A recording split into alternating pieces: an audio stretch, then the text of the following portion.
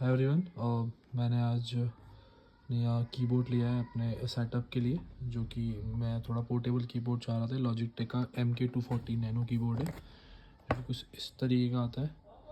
आप देख सकते हैं इसका माउस है जो कि 100 DPI के ऊपर आता है। 3 बटन माउस है एंड कीबोर्ड हमारा नैनो कीबोर्ड है। मैं आपको उसके एक बार साउंड सुनाता हूँ। उसका की ट्रेवल काफ़ी कम है,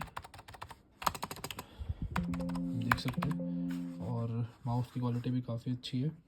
बॉक्स के अंदर बैटरी प्रोवाइडेड है कंपनी के अकॉर्डिंग।